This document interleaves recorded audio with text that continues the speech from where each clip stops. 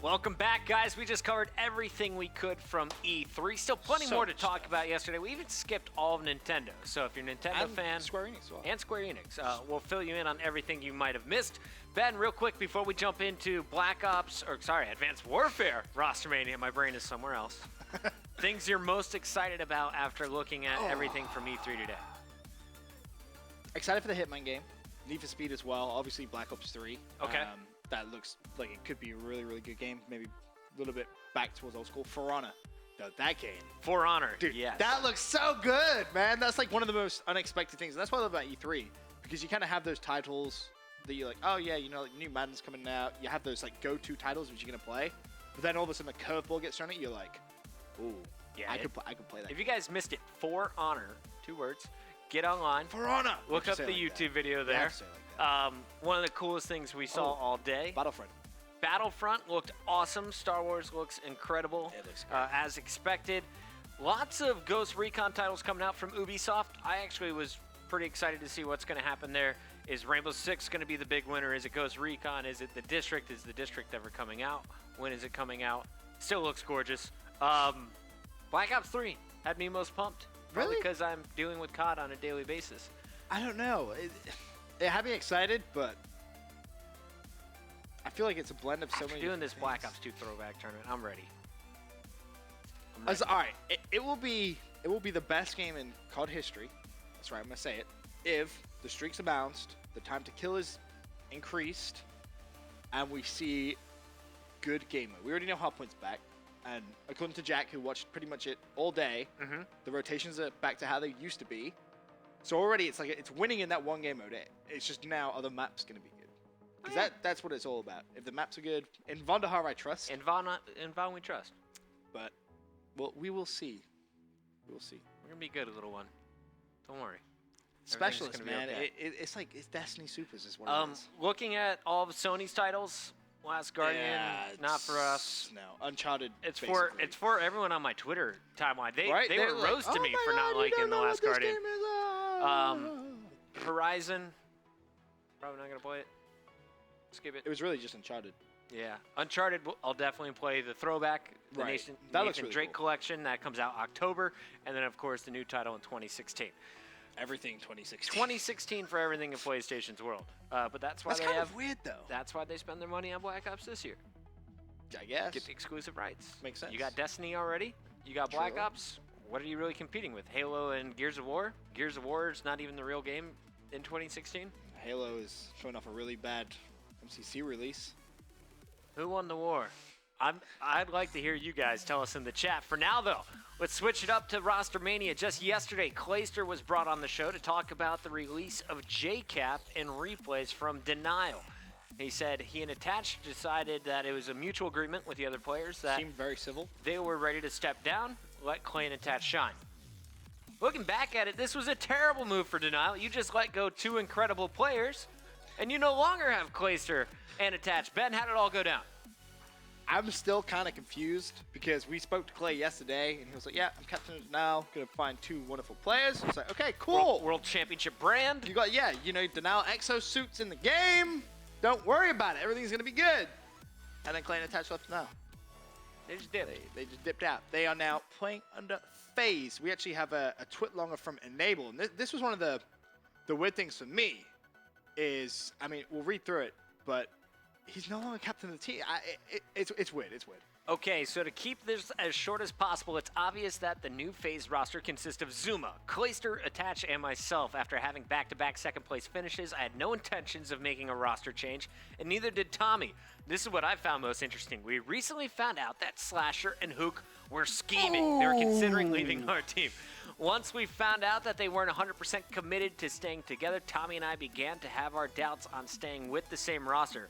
Logically, it doesn't seem like a smart decision to make a team change, especially after our recent placings, but we feel like moving forward, knowing that we had teammates considering leaving would only cause our team to stop progressing. This ended up putting us, I give up, in a very tough place, but ultimately led us to picking up Clayster and Attach. This move had nothing to do with skill. Both Slasher and Hook are amazing players. Hook is arguably a top 3 player in the game. I know this may come as a surprise, but just understand that things happen behind the scenes that the community doesn't know about. I wish Hook and Slasher the best of luck. And I know they will find great teams depending on what they plan on doing. Also, Clayster will be the new captain of FaZe moving forward. Very nonchalantly, they just put it at the bottom, but that's a really big deal. Huge deal. Last time we saw FaZe hand over captainship, or I guess 2 times ago, was Didn't end well. Censor. Giving it to Aches. Giving it to Aches, not really by choice. Aches giving Censor the boot. Censor still not on a pro team that you talk about. Could that happen? Career ended. You don't think that could happen again? If Enable has a bad tournament, 2 bad tournaments, why isn't he eligible to be booted? Same thing with Attach. Fair. What's really weird, and something that I noted that they said, was something about not wanting to make a change. Yeah, it may be weird making a change after finishing second so consecutively. It's like, why would you make a change? You're the second most consistent team out there. I kind of disagree. Because look at the... All right, but think of it this way. Look at the gap between second and first. Doesn't matter. It's a big gap, though. Like, what was it? Not in prize money. He won't, like, those players want to win. Like, they don't want to keep finishing. Yeah, but they also don't want to create a new super team that finishes 8th. Right. Super team. We've seen that so many times. I don't know. I feel like it's the same as, like, TK back in, like, Ghosts. If they'd have made a change when they consistently finished second place, maybe they could have fighted a little bit stronger for first place. It's like it's a power move, but this seems as if it was more because, you know, they found out potentially that other teammates were thinking of leaving, which is very strange. Because that begs the question. This just shows you where were they planning on going? You are playing with one of the best captains in the game, Enable, but you're not satisfied. You're a 15-year-old Hook. It's your first year competing, easily swayed. You have Slasher, who has been on how many teams in the last year? I mean, he's very consistent mainstay on FaZe. Before that, though, he had a very... I guess multiple team season throughout Ghost. The question is, where were they thinking of going? Like, who hit them up and were like, hey, like, was it potentially, I don't want to say, but was it like maybe Clay and Attach? Because if you think about it, it's not like, you know, Slasher and Hook are bad players. And Clay said, you know, there's about 8 people that they were considering for the denial position. You have to think now, whole FaZe roster. Whole FaZe roster. Has to be. And he said that they felt they could pick up anybody. They felt no one was safe. Anyone outside of OpTic Gaming would be willing to join them on denial. I would agree with that. What I was most surprised on was the fact that Denial got outbid probably in this scenario, or that FaZe gave him a better offer and locked him up this quick. Normally, you'll see 2 major brands like FaZe and Denial go through negotiations in a longer process. This was less than 12 hours after we interviewed Clay on the subject. He was like, yeah, everything's going well. I all of a sudden, got the text though last night as soon as the news came out. Is this the squad finally capable of giving OpTic Gaming a run for their money? When you look at them side by side, does this new roster of FaZe, Zuma, Enable, Clayster, and Attach match up to the slaying power of OpTic Gaming? I feel like if you're going to have a team which is going to compete with OpTic, you need Clayster on that squad. That's just like a fact. I don't think you can do it without Clay. Then you had that big argument, all right, well, who was better, Clay or Slasher? That was basically the argument, because I mean, FaZe have consistently been placing second. They're a good team, clearly, you know, they can compete, but they just can't manage to get over that final hurdle, which is OpTic Gaming. I feel like Clay gives them a little bit more hope, but then you got rid of Hook. Then you look at, all right, well, Hook or Attach. I'm gonna be honest with you, since Champs, have you really been that impressed with Attach? He's had his ups, he's had his downs. Let's take a look at some of the numbers for these guys. We had JP from our friends at COD Stats putting these together, and here's a look at the overall breakdown. The big thing you'll notice there, Attach is the only one with below a 1.0. But talking to him, Attach isn't supposed to always get above a 1.0. He's just supposed to stay engaged, play, you know, that constant, super aggressive SMG role. Looking at the Slayer rating, Clay highest on the team, 31. But they're all between 27 and 31, basically, there, with Enable being at the bottom. When you look at this team, I see Enable as purely the objective player. And is he as good of an objective player as, I guess, does OpTic have a single objective player? Is this objective by committee? I feel like Clay's basically just done exactly what OpTic have. Is, hey, every single one of us can kill things. Whoever's near the hill, jump in the hill. We give you near a flag, and we get 3 down, pull the flag. obviously you would look at Enable and be like, all right, well, he's going to be the obvious candidate to try and do the preferred objective work. And he's had a pretty decent year, to be fair to him. You know, 2 wins playing under OpTic. He knows how OpTic play. You know, Clay, one of the very few people to beat OpTic. You put that together and arguably a formula for success. Now let's bring that up one more time, and I want to talk through some numbers here. Okay. Look at just overall KD and overall Slayer rating. That's what we're going to be comparing. Talking total kills per respawn. That's the Slayer rating. Number of kills you get per 10 minutes of a respawn game mode. The previous Denial squad was about 111.46 kills combined. Okay. This new FaZe lineup, a 115. So it's not a whole lot more. To put it in perspective, though, the top squad, OpTic Gaming, Right. is at 120. So you're still five 5 down. kills behind. You're no longer 9 kills behind. That's true. So I guess for Denial, they've had a bump. FaZe, though, if you look at kind of their previous roster, it's a 0.02 increase. Yes. That is nothing to really jump up and down about. Be like, hey, you remember when we got outslayed in all those games against OpTic? Well, guess what? So the It's probably gonna be difference the you're looking at with Claystar and Attach is you're hoping for better decision making Right. than you had with Slasher and Hook, because you have the same slaying power. There's a reason you've been second in your last couple tournaments, and it's because you've been able to slay your way there. I think with Clay, the decision making is huge, and you add someone who's motivated to another level. I don't know if this is going to be the same team that you see come like Worlds, for example. So I that's could see another change. That's definitely. Respawn. That's Okay. Respawn game modes. That's how the two teams stack up. Let's look at Search and Destroy. Mhm. Search and Destroy is so crucial. Still game 5s and best of 5s. The new FaZe roster has 3 players in the top 10 in First Bloods during Season 2. That's impressive. On Very top- aggressive team. On top of that, very aggressive S&D. We saw this work out in their favor with Zuma having some huge games. We've also seen this backfire in the past. Very aggressive S&D. Could this develop a new playstyle in Search and Destroy? Because First Bloods win rounds. It's what, 70% win rate overall for teams who draw First Blood the most. So it's like it's a big noticeable number. And I mean, what was that stat at the very beginning? 3 plays in the top 10 in First Bloods during Season 2. You know that team in Search and Destroy is going to be very, very aggressive. But I feel that could be a kind of a hit and miss strategy, because if you're overly aggressive, if you have too much aggression, Right. If I'm any other team, I'm just sitting back. I'm like, all right, just run at me. I'm just going to kill you. JP went further with this. Okay. He said if FaZe plans on this new FaZe roster with Claystar and Attach plans to beat OpTic Gaming, the best way for them to do it, wait for game 2, win your Search and Destroy, Okay. throw out the hard point, So you're just not winning the hard point. win the uplink, that's where OpTic might struggle, Okay. and then win the second Search and Destroys. Now, who has taken a series off of the full OpTic roster? Well, there's very few teams. FaZe at UMG California. Yep. We saw that with Slasher and Hook. They beat OpTic 3-2 in that final. They won both searches and the single uplink. Interesting. So that's kind of the formula for success. That's formula for success. What's the worry for me interesting- here is if OpTic gets better at search. Right. Then that whole series or like plot for success goes out the window. But what I noticed, especially at Champs with Denial, was the way Denial outplayed OpTic in Search and Destroy was very, very impressive. I think that's what Clay really brings to the table in this squad is, all right, I can tell you exactly where every single player of OpTic is going to be on every single map, every single round. Like, he gives that knowledge to a player like Zuma, who you know is going to be hyper aggressive. It's basically saying, all right, Zuma, he's known for hitting the flank, right? That's what we always kind of talk about. But now he's hitting the flank with places saying, like 90% of the time, Crim's going to be sat right there. So Zuma's now hitting the flank with increased knowledge of where players are going to be.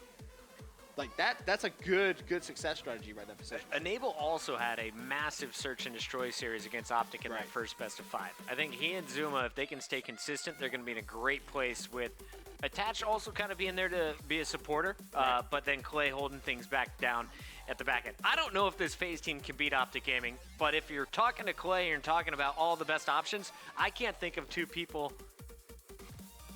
I don't know if I'd take Enable, actually, as I say that out loud. I don't know if Enable is Hook? high enough on my list. Hook's been really good this Right? year. That when I found out Hook was dropped, I kind of sat there and I was like, nothing has really warranted that. It's not like he has massively underperformed. He didn't have an unbelievable X Games as people kind of expected him to. Zuma's, I think, the X factor that helps you beat OpTic. He's the guy who can outplay them at times. But he's also so streaky that I don't know if I make him a primary teammate. What about a player like Slasher? Because he's been OpTic before. Do you need another bow? Does it work out in your playstyle? Well, I mean, that's the thing, though. We talked to Clay yesterday, and he was like, hey, like, why play the game how everyone else is playing it? Let me just break the meta. Like, do you see this as a team with 3 subs and a bow player right now, or how do you view FaZe?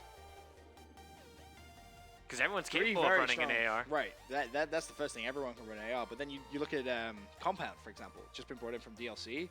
Like, that's going to be a hyper-aggressive map. You cannot run a bow on that map. There's just going to be no way. So then you look at, all right, Clay with an SMG. Like, you can definitely hang with that. So I think you have 4 very strong SMGs. Map like Solar, though, like, who would you want running the AR? Probably what? You kind of want to say Enable. But then at the same time, you're like, well, is that really what's best for this team? I don't know. It's going to be really interesting to see how it kind of pans out. All right. Well, I'm excited for that team. That's the FaZe move. Slasher and Hook looking for a squad. If I'm Denial Zoner right now, I go lock up one or both as soon as I can. I feel like that's the logical thing to do, right? You just lost the 2 you already had. For this 2, it's like, well, you know they need a team. They're great players. Pick them up, see what they were performing. But then it also begs the question, well, what would they kind of, I don't want to say scheming, but what were they planning? Because in Enable's Twitter longer, it says they found out that they were looking to join a different team anyway. So clearly Slasher and Hook had something in mind. It's just, was what they had in mind trying to team with Clay? Because if it was, that's just gone straight out the window. Yeah.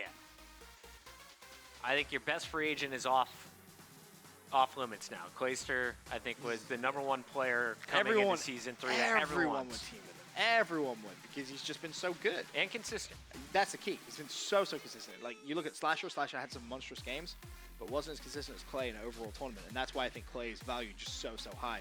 One of the few battles you can say can genuinely compete with the likes of Formal on a regular basis. All right, so FaZe has Slasher and Hook now looking for roster spots. Right. Elevate also clearing This was house. so strange. Here's a look at what happened from Elevate earlier this week. They officially announced yesterday that they will be dropping TJ from the squad. We thank him for everything he has done and wish him the best. Again, this is a team who just placed bronze at X Games. So you have the silver medalists. Top comment, you're idiots. Agree, disagree? Oh, you put me in a horrible spot. You want to disagree because they just got bronze medal at X Games? But with the way the game is being played now, just going very kill heavy, basically what Elevate did was they just dropped the weakest player statistically in kills, which Also the reason you need to win catch up objective with. games. True, he makes plays in UpLink, which are like absolutely none other.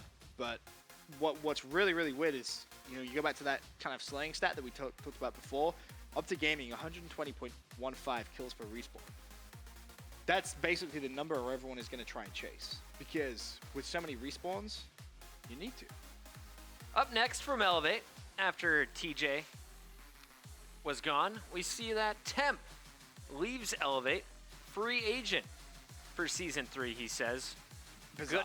Good luck to Slacked and Classic / Elevate. They put me on. What does they put me on me? I don't know. These youngsters, I'm man. too old, man. They're using all this hip slang. I'm not down with the kids. I don't know what that means. I assume that means they put them on the map. We talked about Slasher and Hook. This is so needing obvious. a team. They have to play with Temp. They have to. What else are you gonna do? So you play with Temp instead of Slacked and Classic. Slasher.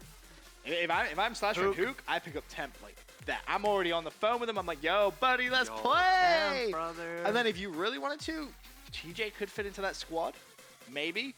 But like at that point, you have such a powerhouse of slaying. I mean, that's what FaZe was kind of built for. Well, speaking of, it looks like Slacked may have confirmed that thought for us. Let's take a look at his are tweet you serious? from just a bit ago. Am I a Myself god? and Classic are a team of 2. Temp has decided to go play with Slasher and Hook. Best of luck to him, but we need 2 for the season. I swear on my life, I didn't even read that before I just said that. I am a genius. I was going to say it was directly below the line you were reading. I genuinely didn't. I didn't even read that. I'm being 100% honest with you. Didn't even read that. That's just such an obvious thing to do. Like Slasher and Hook, they were known. That FaZe team was known for being just able to kill everything. You now add Temp, who is just so consistent online and at LAN. Like you're looking at a team who, you know, we talk about that 120 number. Guess what? You're getting pretty close to that. If you add a very solid 4th, TJ, you kind of think is an obvious fit. Played with Temp. But honestly, I would look for someone who's I get just gonna kill greedy. things. Yeah, same. In that position, I'm like, screw it. Like, let's just try and get a power fourth. But then the question is, Lock these 3 in. who'd you get, though? Wait for Rostermania to happen after the relegation tournament. Because I think there's guys playing this weekend for a spot in the Pro League that you would want to bring onto your team. Who? Aqua, Aches. Aches? Every team needs a captain, Ben. I Every think, team needs a leader. Slasher could captain that team very well. Yeah. Also Aches and Slasher. That's not going to go well. It's just My brain doesn't work sometimes. That One failed. Aqua could be a good fit. Because I feel like in a team like that, you would need someone like hyper-aggressive. Bring on Remy. I love Remy still. Not everyone's high on him. You need to fit him in the perfect position, but this might be a team to help. Maybe he doesn't get enough help because this team's too greedy. No, with a team like that, I mean, think about it. You have Temp, who's going to sit back and kill things. Slasher, who predominantly all year has sat back and killed things. Hook, who can be very, very hyper-aggressive. I feel like you need someone who's going to run a really solid SMG, help Hook. So someone, like, ironically, Attach would be a great fit into this team. You need a player just like that, which would really formulate success. Which, again, is kind of why you can look at TJ and be like, okay, yeah, TJ could fit in. He's going to help massively in respawn game modes, objective game modes, of like just him sitting on a hill or him playing uplink great. But how strong is he? He just doesn't get that many kills. And to beat a team like the new FaZe squad, to beat a team like OpTic Gaming right now, you need to be able to kill things. Chat, who do you guys think should join this squad? I'm curious to you see what got the chat Slasher, you got Hook, you got Temp on one unnamed team. They're playing together. They don't have an org. Is that Denial? Yo, Robbie, do you need me to call you and sort this out for you, man? Hook you up. I'll put help in you the with way. this contract, bro. I mean, 10% finder's fee. replays, JCap, of course. So they're that's on the market So this too? is the Elevate JCap? conversation. FaZe Red. Do you remember this? What, Kind of way, bombed way out back? at COD Champs for Ghost. Yeah. They kind of bombed out, and then they kind of disappeared slightly after. But you had classic JCap replays, and their fourth was Theory on that squad. You swap out Theory for Slacked. Do you have a competitive lineup? I feel like Classic and replays, they're really good friends. Yep. So you look at that immediately. Players want to play with people they like. We've seen that. And I with thought this Killer original Merciless. move was, let's get rid of TJ.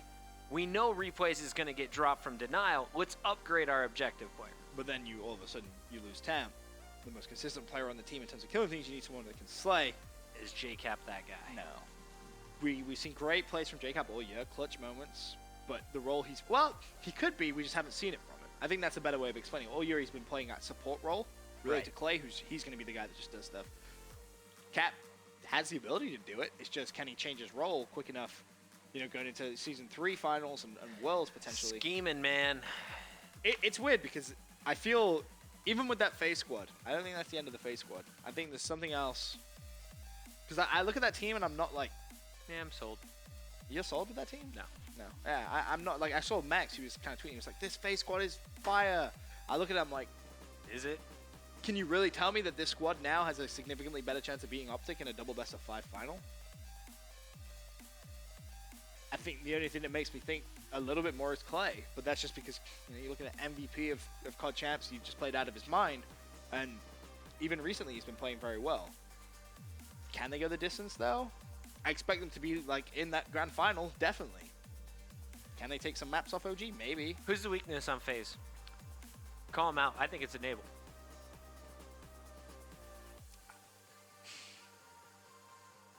I don't know. I don't think it's a weakness with necessarily maybe just a player. I think it's just how they were playing.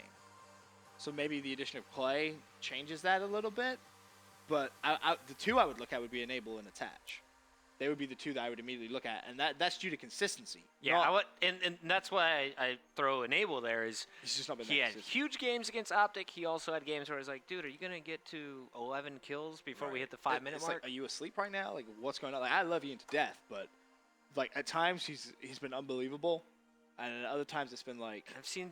I feel like the moment, which is really strange to say about a player like Enable because of just how much of a veteran he is at just gaming. Like Halo, like Yeah, how old was he when he first started playing? Like 12 and a half. like he got this little redhead kid like running around events. I was like, what the hell? Like, who's Mama this guy? Enable's super nice, by the way. I mean, like he's such a nice guy, but at times I feel like when he's playing against OpTic, I've never seen it happen against any other team that he plays against. But when he plays against OpTic, sometimes the moment gets to him. But other times he loves that moment and thrives upon it, and he'll just destroy under the pressure. It's very, very weird because obviously he's won with OpTic. He knows how OpTic play the game. And I think that may be actually what it is. Maybe he thinks too much. He thinks, all right, when I was playing with OpTic, what did they do? Where do they like to be? And we get to listening with OpTic all the time. They're like, all right, Enable knows where we're going to be. Ian knows where we are. Ian knows where we are. He knows how we play. I think maybe Ian is playing a mind game with himself at that point. But I think Clay definitely helps with that because Clay's the kind of guy who just says, shut up, just kill things. Just do it. Just do it. Just go off your instinct. Looking at this FaZe lineup, we asked kind of what was the weakest question. Everyone said Zuma in the chat. I disagree. And then I everyone think you need said Zuma. FaZe needs to swap Hook for Enable. See, honestly, dropping Hook is really, really surprising. Or Enable for Saints. Does that provide you a winning lineup? Saints has been so consistent. Like, it's, again, he's one of those players who you just know is going to shoot very well. And then you look at that squad. If I'm Envy, Saints is the one guy I staple down. It's like, I think you are signing a 10-year contract. Right? You need to just, like, really cement him down. But again, Rostermania could happen. I mean, Saints with Hook, Slasher, and Temp? Like, to me, that squad has much more kind of like, holy crap. You're going for the young guns over the old guys. On this game, it's kind of a proven recipe. Like, even a player like Octane. That could completely surprise everyone in the chat. Everyone's going to be like, you're an idiot. But, dude, he's good. Like, you saw what he did at Justice, like, several times. Like, he's a really solid player. And I feel like that, if you're going to beat OpTic at an event, you may catch them cold 1 time out of 10. But any other time, you need consistency. And you need to be able to consistently play every single game type. And you need to look at those kind of plays. Saints is definitely one of them. And he'll definitely be in the conversation. And with Envy's recent performances, can you honestly tell me Saints are sat there going, yeah, I feel great about where I'm at. But I wouldn't replace Zuma because I think that squad needs Zuma in Search and Destroy. Like you said, the recipe of beating OpTic in a best of 5 is your S&Ds and your uplink. You take Zuma away from that squad, I'm not wowed in S&D. He's like such a cemented part of that team in S&D that you need him. Boom. Bam. My brain hurts.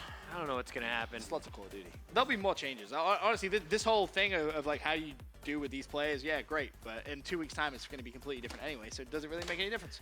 All right, so they have improved their slaying power by 0.02, but the real deal is their Search and Destroy. You get first blood, you win 70% of the time. You now have 3 of the top 10 guys all in one squad when it comes to first blood. I feel like even that, though, is such a like warped statistic. Because it's like, okay, great, when they were all playing on different roles and different teams. Now you're playing under the same team. You can't play the same way you were. You can't have 3 players playing for first blood. 2 of them had to be, man. Was it FaZe? Was it Denial? Yeah. 2 of them had to have been. I guess. That's a good point. It existed. It did.